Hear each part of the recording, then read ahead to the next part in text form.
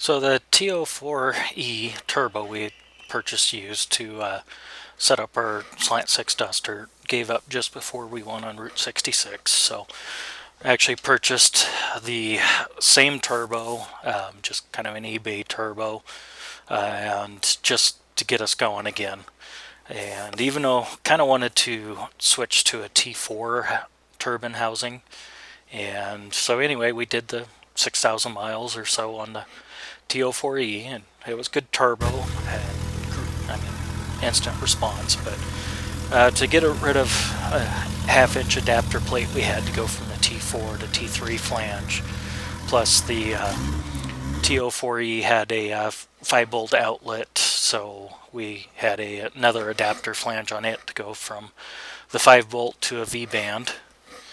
And just that's too many adapters, so we actually purchased from CX Racing a T4 with a direct bolt-on and about the same overall height on the turbine as the old setup. In fact, because we got rid of the adapter plate, we have a slight bit better clearance to our master cylinder.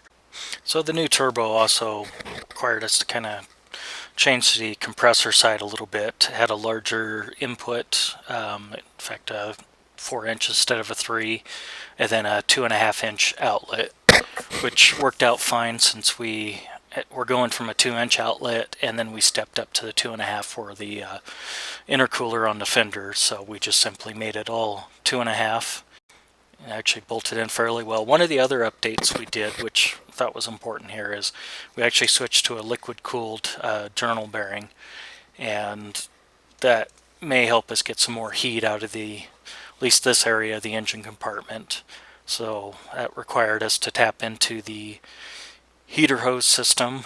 We actually tapped into the output side of the water pump, and then the drain for the turbo is actually the bottom of the radiator. So it actually kind of completes a circuit, and hopefully is positioned enough to get some thermal cycling. As you can see on the bench, that the new turbo appears quite a bit bigger than the old one, especially on the compressor side. Turbine, it's a lot nicer because we got rid of 2 adapter plates, and so the outlet goes directly to a V-band. The 3-inch V-band that this one is, actually we're able to weld directly to our 2.5 V-band from the old one. Not the best setup, but it'll work until we make an actual 3-inch downpipe.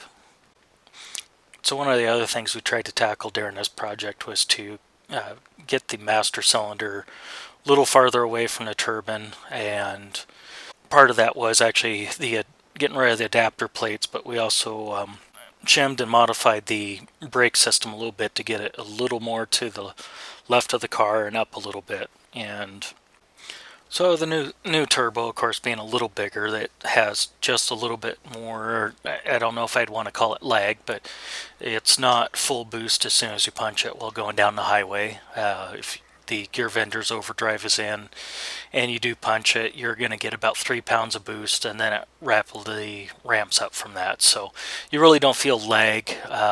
There's probably a little more boost available overall. Still kind of working our way up on our pressures, and it's still a very nice drive. We had to retune the gear vendors in the Haltech where it's shifting it, just because it does behave a little bit different.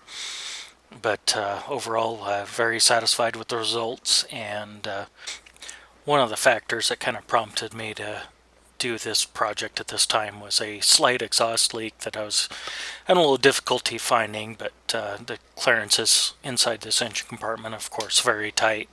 Hard to get tubing around to try to hear where the noise is. So I actually had a backup plan of taking the exhaust header all the way off to fix any leaks there, but found that the leak was actually the copper gasket on the T3 flange. Looks like it had heated up enough and had enough pressure behind it to push it out a little bit, and was causing a leak. There's actually a fair amount of clearance now, and let's go for a quick drive.